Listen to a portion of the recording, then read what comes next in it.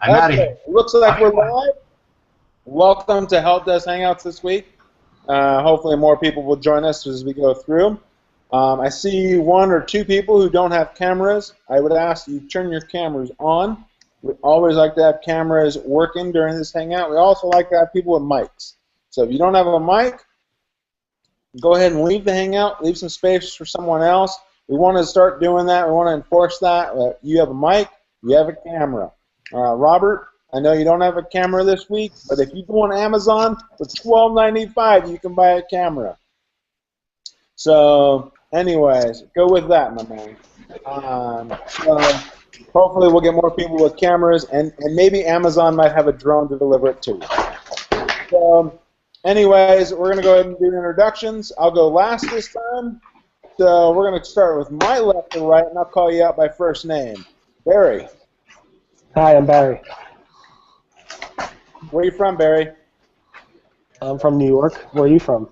I'll go last. And what do you do, Barry? I just made my site HTTPS. Outstanding. That's what I want to hear. Don. Don Halber from Inbound Marketing out of Victoria. All right. Jeff?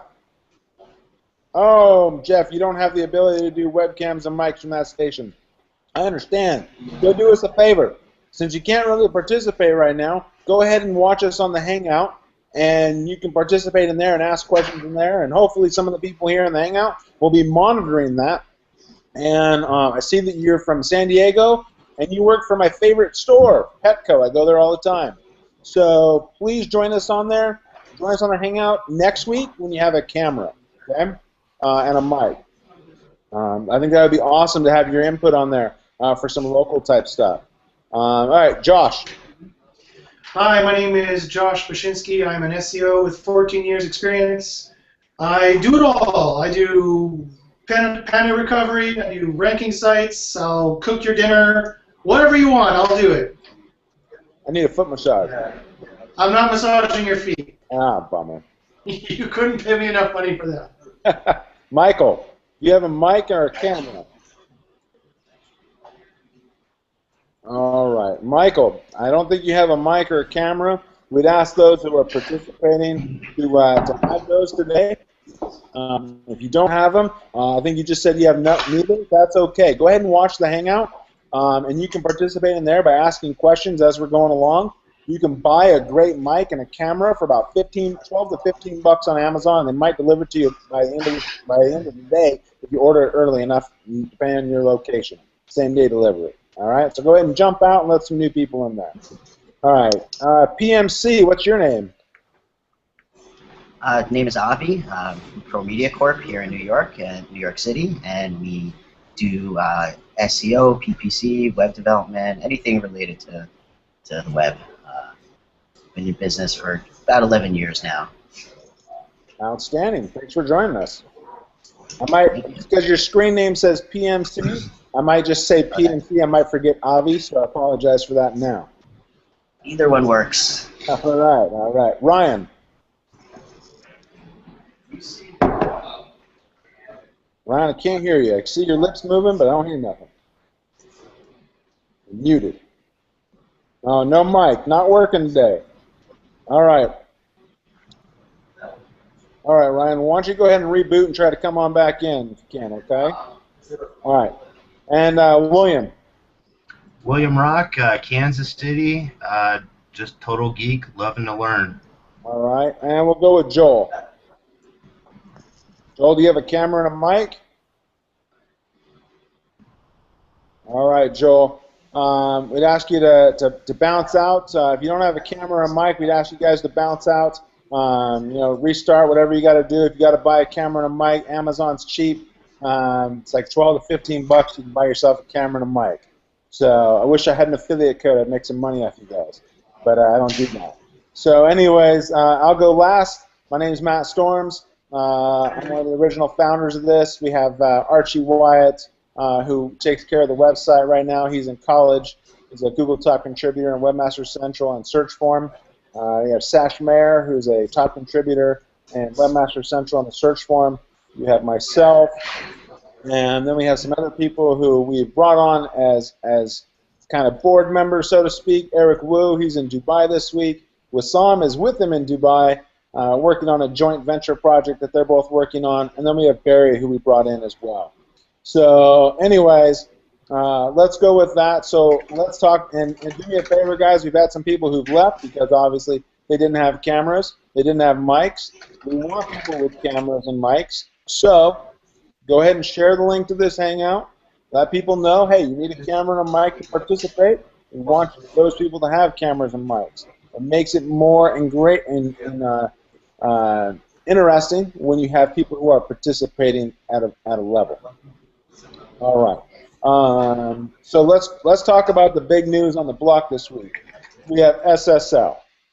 How many of you are angry and agitated and irritated by Google saying we'll give you as a ranking factor? They didn't say how much it weighed, but as a ranking factor, SSL. Matt, you know my opinion on that. Let's hear it. Explain it. I think we have another question coming up. What was this? We have a new one. Let's ask his question for PMC.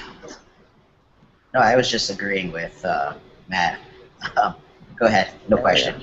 Oh, okay, no problem. No, so basically, I don't know. You know, we were told this a long time ago. I've always made it a fact since I've started companies to do SSL on the back end for administration, primarily because I love security and I make sure that my companies that I actually do business with, they are always secure. Sometimes they hate me because it is expensive, but it's kind of like to the point where, you know, most companies have an alarm. They have security, there's security guards, whatever it happens to be at their physical location, but they forget really quick about their online security, or even, you know, simple things like Josh actually pointed out earlier, which was you know, a standard WordPress installation. Well, you got a standard WordPress installation as a hacker, that's going to invite so many people. I think it's a fantastic idea that Google's forcing, not really forcing, that's a bad word, they're initiating an opportunity. Coercing. Well, it's not conversing. It could be a ranking signal or not, but if you focus only on ranking signals, you're in the wrong business. You know, you need to focus on your customer intent and your visitor experience, and if you can't provide that at a security level, I'm sorry. You know, I'm not going to shop there. And as a security engineer, that's a different level. But as a customer, you know, if I'm on let's just take it a little bit different. Like, what is the difference between, okay, if I've just got a regular blog with SSL? You know, there's a lot of controversy about that. Well, I don't need to block. I don't need to actually secure that. And I'm taking a long time, and I'm sorry, but you can pull me at any time. But I think that it's important that companies know that with an SSL, there's multiple levels of security that you can add. Now, if it's just a WordPress blog and you're just a blogger, yeah, you don't necessarily need it, right, Barry? You need everything. You need everything. But it goes down to the security level of your servers. You know, how in depth are your servers? Are you hosting on some $2.99 a month hosting platform, or are you a business and actually have your own data center and have your own redundant backup systems, redundancy of location with your DNS configuration? There's all sorts of different levels of securities that you can take, but as a basic level, SSL is key. If you look at half of the installations of CMSs in the world, most of them are not secure. You can actually go and type in like if it's a WordPress blog, /WP/admin, and you're going to find out if it doesn't redirect to a SSL, man, that's super easy to hack. My son can do that, but that's a different story. I'm shutting up. Thanks, Matt. No problem. No, I figured we'd probably spend a good deal of time talking about this today. So the thing is does everybody need an SSL website? Yes. I will argue to the contrary to that and say, no, they don't. You're wrong. And tell me why. Because I said yes. Barry, come on. You've been talking about it in your blog all day. So give me a reason, Barry. Because then people like governments from Canada can then sniff on what you're doing and find out exactly what you're going to, which Viagra sites you're personally visiting, and that would be embarrassing for you. Okay. So, do all sites need it? Do blogs? Obviously, if you are selling something where there's a transaction, already, you have an HTTPS certificate. Usually, you have it on your checkout page, anyways, right? And you're going to be entering, when your customers are going to be entering their credit card information, stuff like that. That's where they're going to have an SSL. Like William said, right? The backends really should. The WordPress backend, when you log in, really should have that SSL, because there's hacks all the time. Honestly, on my sites, I have two-factor authentication to get in. I have server-level password codes as well, and I always had SSL. So if you don't have SSL already on your site, it's just one more thing you should definitely have two-factor authentication to log into your blog, because there's so many people out there trying to hack in, inject content on your website, whatever it might be. SSL is very cheap. It's easy to add, and if you have it on your back end anyway, which you really should, then adding it to the whole entire site is really not that big of a deal. And you did it in like almost record time. I mean, I saw your A+. You did it fantastic. I mean, you've been blogging about this all day, like I said, but you're right. But here's the next level. I think the question really has been coming from the big post from John Mueller today, which was, the conversation about, okay, I have just a straight HTML website. I don't have a CMS. How protected am I still? Barry, you run a business, and you run all the security plugins, I'm sure. But at the same level, with all those things, how protected are you without, just to your server, if you just had a straight HTML site like we used to have in a long time ago? Sorry, you cut out. How do I what? Well, I mean, think if you look back to the history of HTML, and you start to look at even the vulnerabilities without SSL. I mean, that's an encryption layer, but most people think, oh, I've just got a regular HTML site out there. This is not going to be helpful for me. But I have a company, and I want to rank. But at the same time, it's not really a ranking signal. It's a security piece that I think companies forget. Yeah, I mean, Google's purpose behind doing this SSL ranking signal is not. It might have a little of a trust factor, obviously, because people have to spend the money on SSL. But at the same time, I think they generally want people to adopt SSL, and they're giving people a bonus for it. Honestly, if it was me at Google, I'd pressure them to give the keyword data as a bonus, and then I think everybody would adopt it.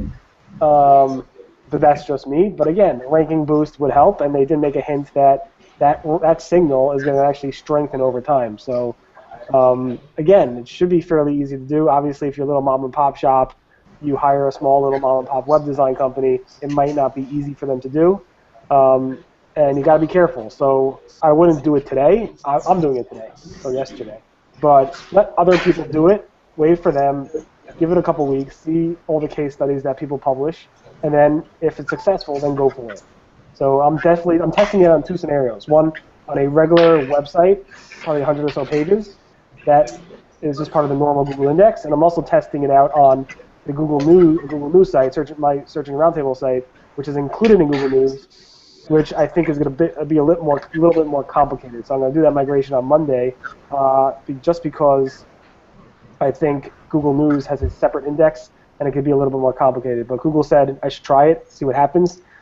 We'll see what happens. So I'll test it out for you guys. I'll give you a blog post on what my steps are, and when my traffic dies and I run out of ad money from Google AdSense. I'm just joking.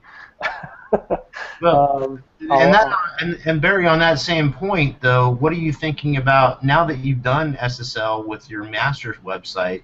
What do you think the effects are going to be on mobile? I think that's going to be a huge push in the future with security. If your site's secure on a mobile site, look at all the hacks that are happening on iPhones and Android. Now, there's opportunity for web pages to embed. I don't think there's any more of an issue with.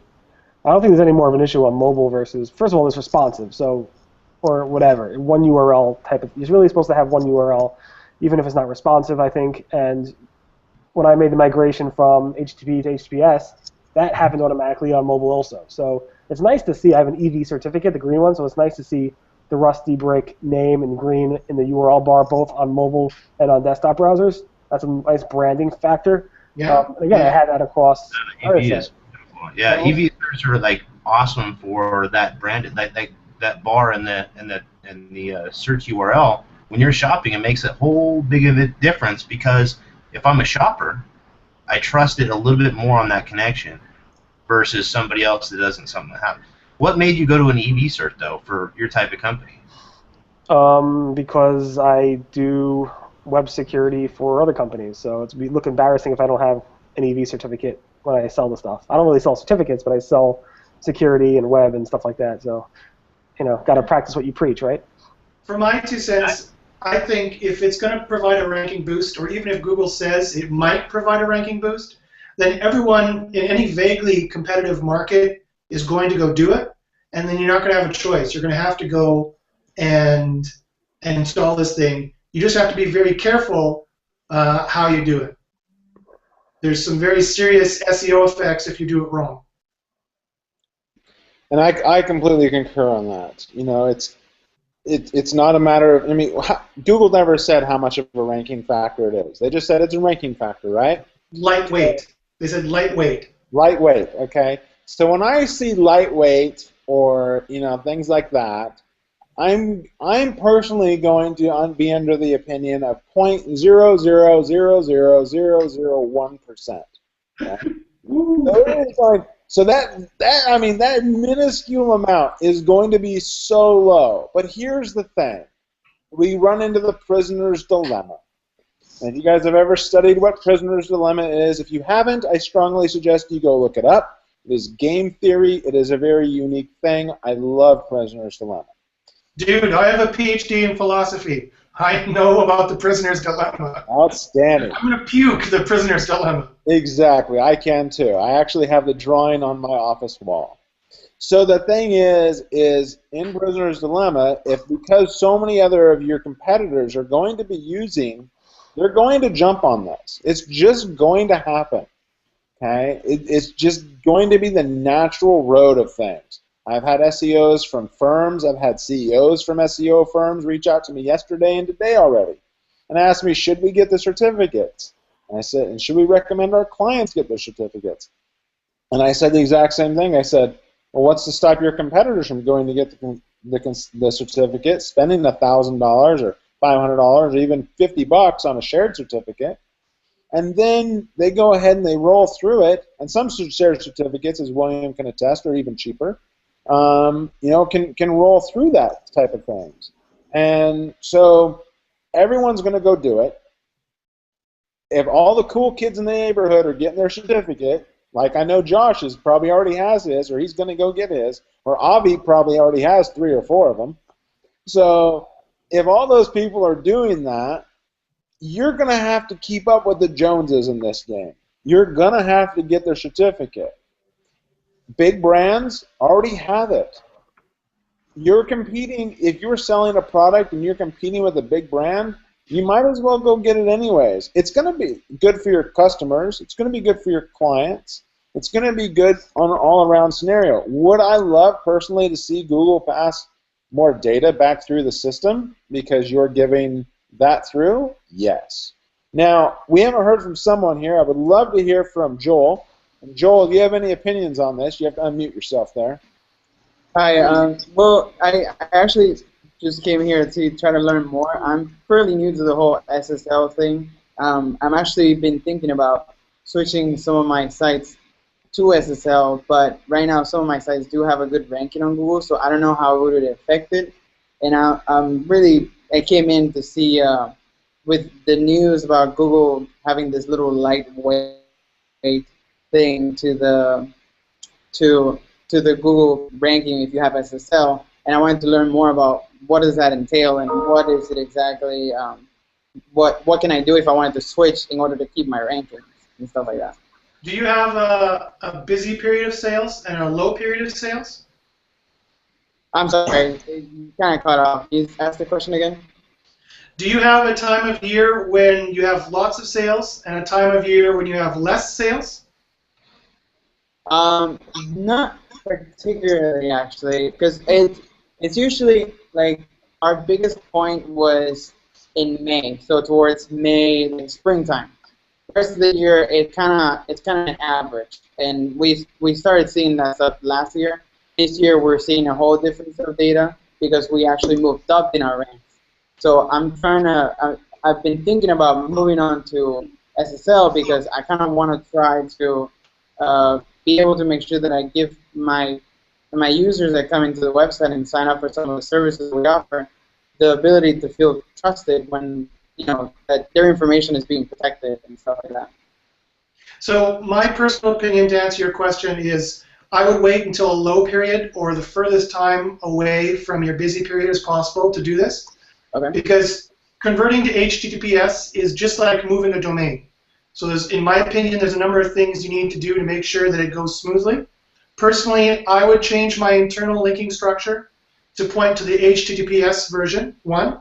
2, I would change any internal canonicals. So I would check your HTML, because sometimes WordPress or your CMS will stick a canonical in there and you don't even know about it, and make sure they all point to the HTTPS. Finally, I would do a page level 301 from page A to page A, from HTTP to HTTPS, to make sure that Google has every single signal to tell it, I prefer the HTTPS version, and that will minimize the ranking problems as much as possible. But realize Google can get messed up, and you could damage your rankings for a couple of weeks even if you take all those steps. Okay. And then my final question would be, in terms of, we have link builders that help promote our site. Those old links that we already have, which are HTTP, I mean, I'm willing to do a redirect all the time to HTTPS, but would that get affected, like, in terms of the link quality? 1, I would be very careful about having link builders, and depending on what they're doing. But I'll trust that everything you're doing is perfectly risk mitigation, perfectly risk-proof in that regard. 2, the 301, the page level 301 should take care of all that link juice and forward it to the new HTTPS. However, if they keep building links, if they keep acquiring links by making awesome content, let's assume that's what you're doing, just make sure that they have the links going to the new HTTPS version. Because if there's too many signals telling Google that the old HTTP version is the preferred version, Google might decide to select that instead. Josh, we're going into business together. We're selling new SSL links. Awesome. SSL behind the anchor text. Go ahead, Bassam. Well, I remember, I think a couple months ago when they actually mentioned, we're all actually, Google is mentioning, push to HTTPS and everything. I actually had a client that went from HTTP to HTTPS, and based on, I didn't see all the rankings yet, but right now, checking while you guys talking, there's 0 improvement. I didn't see anything. And that client is basically non-e-commerce. This client is basically a normal business, education, a school, right? And all their website is push to HTTPS with what they call it 2048-bit, whatever, everything. And I didn't see any changes, so might take some time, might not. Probably in different verticals, this kind of thing play a role. I don't know. Barry, on your site, did I not read there is some thought that this new HTTPS signal might be part of Panda, a positive signal in part of Panda? You did not read that. At least I didn't write that. So let's just talk about this for just a few more minutes, and then we're going to bounce to some other subjects, okay? Sure. SSL is I believe, is a good thing. Barry believes, I think, wholeheartedly that he loves it. Barry, I mean, correct me if I'm wrong. You are an SSL advocate. Is that correct? I'm a Google advocate. Anything that Google says, I am 100% behind. I believe that I am an SSL advocate. I want to protect users. I want to make sure that it is, get that secured. John, I know you had an SSL related issue. What do you want to talk about? What's your question? Two things. Can you hear me all right? Yeah. Okay. In Barry's post, well, the original post on Google's own blog, where they talked about the transition and everything, they mentioned to go to inside your Webmaster tools and change the address. Apparently that's not working because it won't accept a change address for an HTTPS site. Good. So I'm wondering if yeah. Anybody heard anything when that will be fixed, or is it necessary, or what's going on? I have to assume it's necessary because you are changing the entire URL structure of the site. So comparing, so John Mueller confirmed that, and he said, just do a 301, and you'll be fine. So I said, okay, I'll try it. If I have a problem, I'll complain. Okay, I did that. Second question. If you watch, just to keep it rolling. You go back and watch on YouTube, go do a search for HTTPS everywhere. During Google I/O, there was a 45-minute session by Pierre Farr, and I can never pronounce the other guy's name, but probably one of the smartest guys on the planet, that gave a really great training on HTTPS everywhere. I strongly recommend that if you don't understand what to do, if you are confused at all, or in fact if you just want tips on how to improve the quality of what you're going to do, go watch that video. I watched it a few times. I will probably watch it a few more times, and I will continue to watch it and make sure that I'm able to keep current on it. And Baruch, I see you type the guy's name, but I still don't know how to pronounce it, so I'm not going to go ahead and Ilya Gregoric, like a hockey player. Yeah. Anyways, so probably one of the smartest guys on the planet. Okay, so on that note, and you froze. On doing changing the canonical of the URLs to the HTTPS from the HTTP. Correct. Correct? Because Josh has something to say about that, I'm sure, and so your Barry didn't do it. Reflect the HTTPS. Yeah, so what I did is the 301 redirect from HTTP to HTTPS. Then I made the site-wide decision to make the canonical URLs HTTPS instead of HTTP, because the site is forcing HTTPS, so logic told me that I should canonicalize the HTTPS. So you're just asking if you should have the HTTPS in the canonicals? Yes. Yes. Yeah. Yeah, definitely. And John Mueller, actually, if you go to John Mueller's profile on Google+, the recent post that he put out this morning, you'll see the comment string that actually came through, and John actually was nice enough to go through and comment on a lot of those same questions that you're having, and then showed a lot of different references. So I'll go ahead and put a link in the not in the chat here, but in the regular forum here, or the event post. But I think it's very helpful if you go back to John Mueller's post and listen from the source first, because he actually went through and answered a lot of these folks' questions based on the same question you have right there. It's a very confusing thing, and if you do it wrong, from what John said, if you do it wrong, there can be the consequences that you've done it.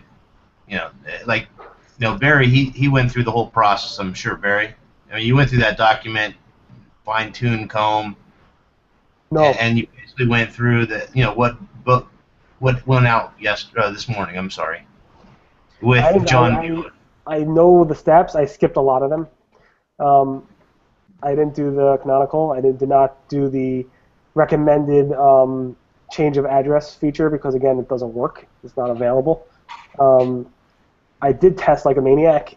I did set up all the 301 redirects. I did fix any and all content mismatch errors, both using algorithms to do it as well as manually checking. But I didn't do everything I should have on purpose, because I don't think every single webmaster will do everything that they should. And that's a fantastic example, Barry, and that's what I was hoping for, because you got an A+ on, you posted it on your. But that A+ is just the level of the security, not how well I did the site move. There's two different things there. Well, I agree, and your news thing is going to be more difficult because it's just kind of like what they have with the Google Places and this whole move with local. It's an integration opportunity that they're going to have in the future, but we have to be prepared for how that transitions. But you're in the news already, and I think that that switch. I'm very curious to find out how well that does, because I've got a couple other clients doing the same thing, and it's very nerve-wracking to go, okay, we can do SSL. We've done SSL on our sites, but now we have another site that we actually have that runs news, and how do you actually not screw that up, because that's where a lot of things happen if you've done it right. I'll keep you posted. All right. So, last question. Can I put the second part? We're going to jump to a new topic. So, go ahead, Don. Okay, I can ask it? Yeah, go ahead. Okay. I want to know everybody doing it perfectly well in fetch and render. So when I did the shift to SSL, I'd like to know anybody has any insight into whether or not when you fetch and render, does it use the cached version of your robots text file, or does it take the current version of what's on the site currently? Because when I fetch, it is showing blocked as far as CSS and JavaScript is concerned, but the robots text file is basically nothing but the user agent and allow all, right? So I'm not blocking anything, but the fetch and render, that's my question. Where do you think it gets it, and why is Barry showing up perfectly fine, but mine's all screwed up and blocking everything? But when I independently check the URLs with the robots text URL checker, they say it's allowed. I don't have an answer for you on that. I don't know if anybody else does. I mean, the possible reason I don't have an issue is because I never had a robots.txt file. So, but I doubt that. That just seems strange. It has to be real time. Could be a speed issue. Could be a crawl budget issue. Could just be a mistake in Webmaster Tools. Do I still have access to your Webmaster Tools? I can look myself. Don, I believe so. Yeah, go ahead. Don, if you've got if you would like to give me access to down the road, I'd like to take a look at that, just because I'm curious in the fact that I think that there's some issues that we've seen reporting-wise with Webmaster Tools, but that's because they're actually having some other updates going on within the tool. I've just kind of noticed that from people actually talking. I don't have anything official, but at the same time, it'd be curious to figure out what's happening with your site with that, because that's not something I've seen in the Webmaster forums as a problem. Okay. One last question. Veronica Romney, who's watching this Hangout, asked a question. Do you recommend a preferred vendor to buy your SSL certificate from? I do not. And the reason I don't want to recommend anybody is because I do not want to give undue influence to any company. I will admit, full disclosure, I do own stock in a few SSL companies that sell certificates, and so therefore I don't want to unduly influence you on principle of that. So, how very ethical of you. I'm trying to be. I want my stock price to go up, I'll tell you that. Well, buy them very high. Because I own stock with them. What did you say, Wissam? If you didn't say from whom to buy, I would say that. I'll tell you from the company that I bought the stock from. Well, it's all word. It's all in the word and what you want to do. So go research, find out the best price and things like that.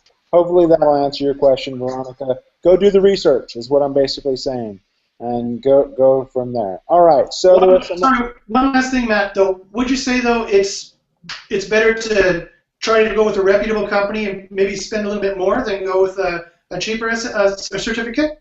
I would always do that. You wouldn't want to buy from a company you've never heard of. Maybe do some research. Always research.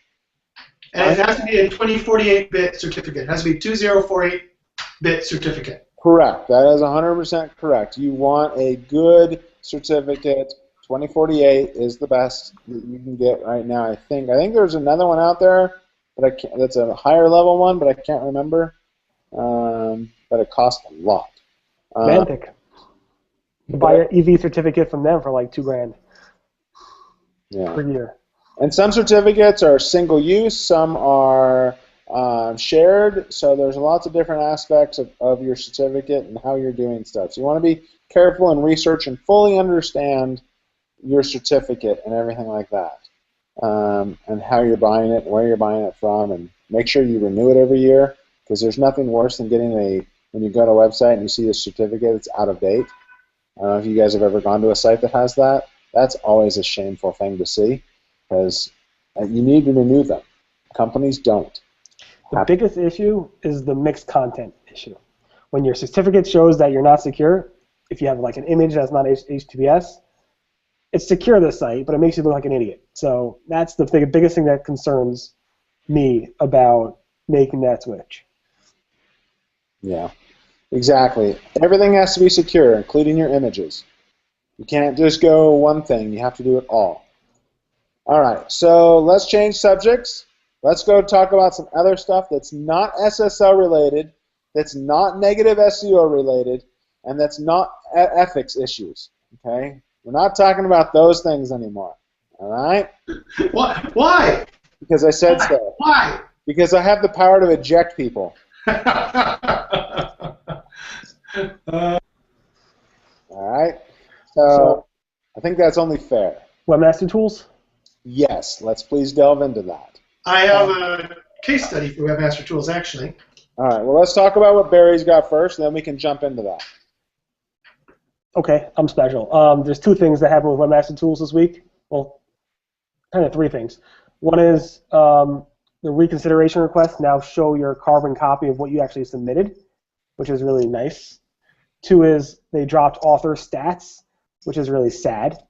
And three is they launched Google News Publisher Center, which probably affects very few amount of people out there.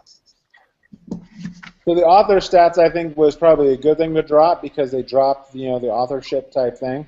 No, they didn't drop authorship. Well, they dropped having your image there. Yeah, but the data was so useful. I could see where I write content, like what my impressions and across sites, without having to go to a specific site, which is really a unique way of looking at data. Based on what I write, how is my content across multiple sites viewed according to Google, which is nice to see. But which makes you ask, if they dropped author stats, didn't Matt Cutts say several times over and over again that author rank, the concept behind it, is going to be built into the good guy algorithm, which they're working on releasing in the next who knows when? If they drop author stats, we can see that, really, across multiple sites, which makes you wonder if they gave up on the concept. That makes me wonder if they're using it, and that's why they want to privatize the data as much as possible. I don't know. I think it's been a hard challenge for them. I don't know if they actually launched it, or if they gave up on it, because maybe it's not really working out the way they wanted it. Any thoughts outside of anybody else have thoughts? I have all kinds of thoughts. I just don't know if their thoughts are. I don't want to know about those thoughts. Anything else? Don't tell us who you're thinking about ejecting. Don't worry. Maybe one of these days you'll be the host of this, and then you can choose who you want to have in here. Barry makes a good point, guys, though. I mean, author stats is basically just kind of hidden. I think they're still going to use the algorithm. I mean, that would be foolish if they didn't. But there's still a lot of responsibility behind that algorithm that's still unknown. And once they actually figure out that unknown, I think they're going to be able to bring that back. But the part about those images, I think that was cluttering up the page. Realistically, it was great for clients, but realistically, I didn't see a huge I mean, I had a lot of those results for my clients, and they were always impressed. But at the same time, did it actually make it to the point where that customer or that visitor actually did something, engaged with them, had a customer, anything really? But when you look at the stats and the analytics, it doesn't happen. So that's my point on it. But I think that we have to think of it a different way than just the picture. I mean, the picture is there; it's testing, and they're always going to be testing. So you guys. I think not to disagree slightly, or maybe not. I think the author snippet was wonderful. I saw huge click-through rate increases. I saw people being able to compete better with paid ads. I thought it was a good thing for organic and a good thing for organic web search and for websites. I'm not allowed to talk about ethics or morality, but let's just say I'm disappointed that Google decided to remove it. Yeah. You're absolutely right, Josh. I mean, if you think about it, it was abused. I want to know why Matt thinks it's a good thing that they removed it. What's your reason behind that? Matt or William? Public relations speak? Matt, go for it. Because I was tired of seeing everybody's goofy image up there for all these little 2-cent articles that they're writing. When you have, I'm not talking about images, the author images. Fine, get rid of that. I know you hate looking at my face. Fine. But what about the author stats in the Google Webmaster tools? Well, the author stats, I mean, I can see your point. I can see what you're talking about. The question is, when because they removed the images, did it make sense to keep that there? Yes. Good point. They still have the link to view by author in the search results. It's still a hyperlink. But they still give you the API, Barry, to get additional information that you want to be able to pull. That you can actually do third-party and still get the data that you're wanting, even though it's not in Webmaster Tools. Eventually, I think it's going to come back. But right now, I think that's an alternative for some of the webmasters that want that. I think it's not super important because I think that you're going to actually continue to push your content and your visitor experience is still going to climb and your engagement level is still going to climb. But at the end of the day, how much money did you make? I mean, did you actually do what you were supposed to be doing as a business versus focusing on SEO and all these crazy little tactics? Not pointing you out, Barry. Sorry.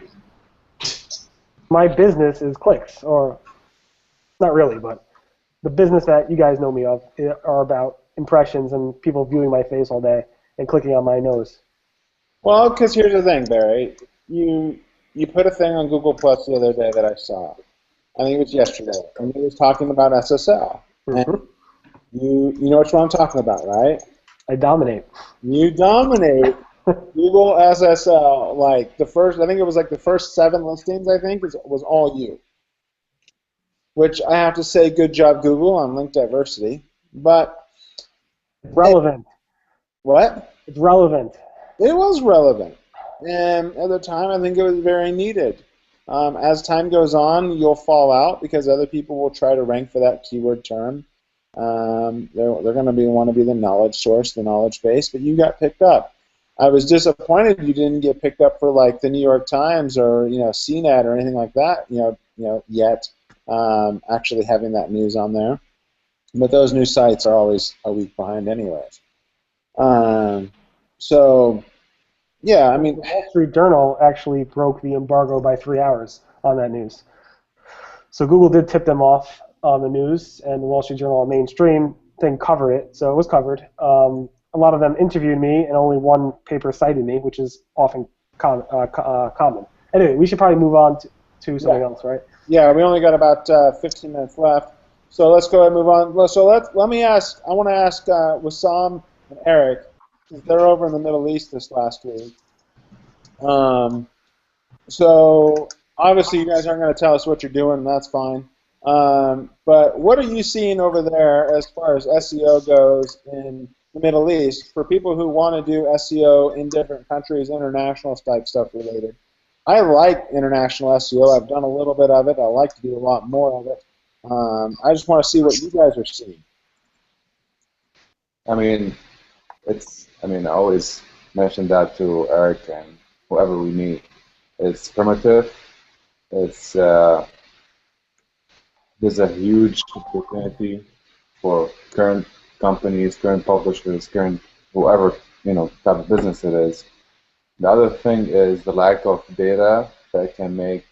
I mean, one thing that I found out while using the mobile and doing searches on the mobile, that Google local sucks big time.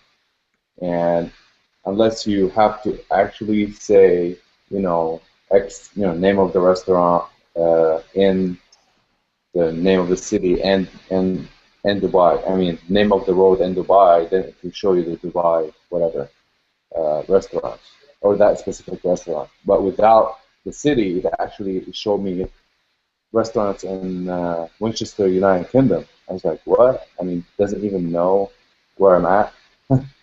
So there's a lot of, lack of data to make the user experience from the search side much better, much better, but it's improving. Comparing it to a year ago, there's a huge opportunity. People over there are still thinking what SEOs over here used to think 5 years ago, and that's about it. I don't know. Yeah, there's no real secret. A lot of international SEO kind of stuff. It's especially when you think about it, it's largely Google.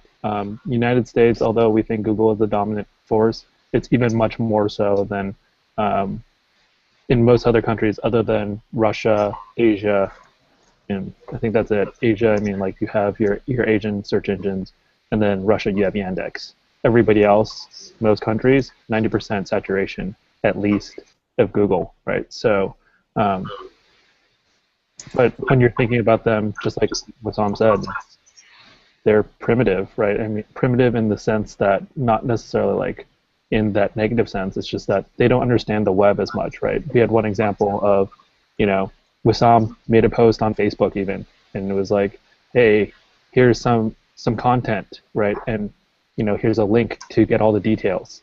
And then people in the Facebook post would say, so wait, where are the details? Well, I can't find the details, right? It's because they weren't clicking on the link. They didn't realize, hey, the description of the product is actually at a website. I'm not going to drop the whole description here on Facebook. So there's a lot of just, it's one of those things where you can't necessarily educate all the users. So you need to figure out how to adapt to that customer base, right? And although we understand a lot of these advanced tactics in SEO or even growth, some of them don't translate well into the international space. Some definitely do very well, and you can get like a huge advantage because the competition set is a lot smaller. But at the same time, you have to know that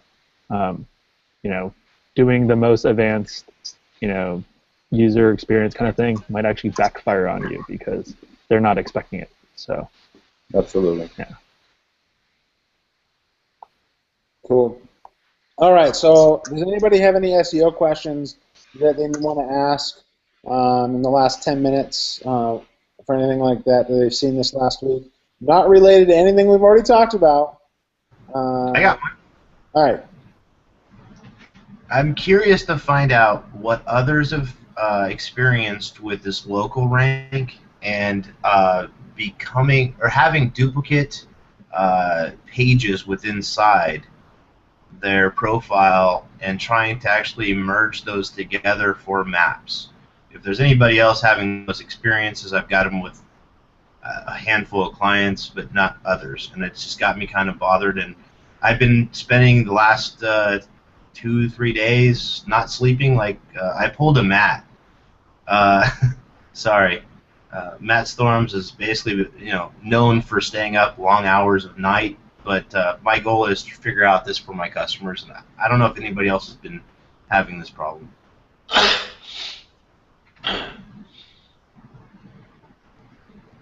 No.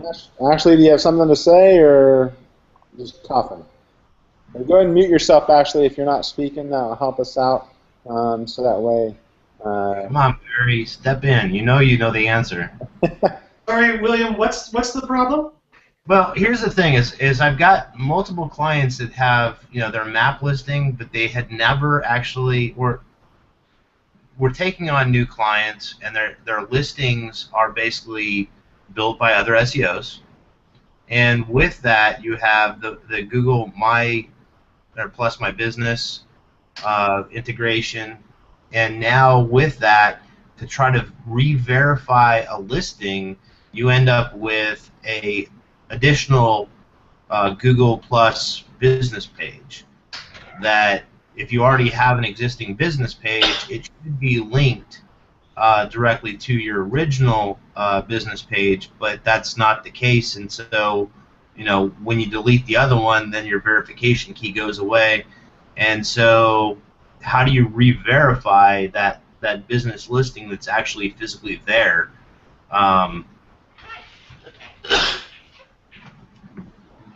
Sorry, I don't know if anybody else has experience. I can do screenshots later, but it's something I've actually. I understand what you're saying now. Would that be a situation where you need to call the phone number and get them to fix it for you? I've done that. They haven't. I've done that, and I reported that in a couple Hangouts before this on this same show. But at the same time, you get a response, and then you get an email, and then replying to the email, you don't get a reply back. So, my job was to actually go back and verify the Google listing, making sure the actual address is correct with the client, and then get back with the Google Response team. And with that, the reply does not work. William, I would call again, and again, and again. The problem is they've removed my. In any of the accounts, I can't find that link to call them again. So no, what he's gonna do, or she will do, is basically restore, and once it's restored, they'll undo the other one. They can do it. Just call back again. Okay, I'll definitely give that a try and let you guys know the status. I appreciate that. You're welcome. Okay, so let's talk about stuff that we're. Now, obviously, everyone here is going to go get an SSL certificate. Everyone here is going to go implement, SSL websites. Maybe 20 or 30 of them. Who knows? So we're not going to talk about that. What else are you guys going to be doing here this next week? After your great 2 days off that you're going to take this weekend, where you're not going to be on your computer working like crazy, and I will be offline. I fly out tomorrow myself, and I will be fishing for the next week. I want to know what you guys have planned to work on your websites or your clients' websites as far as what you're going to do besides SSL. Title tags.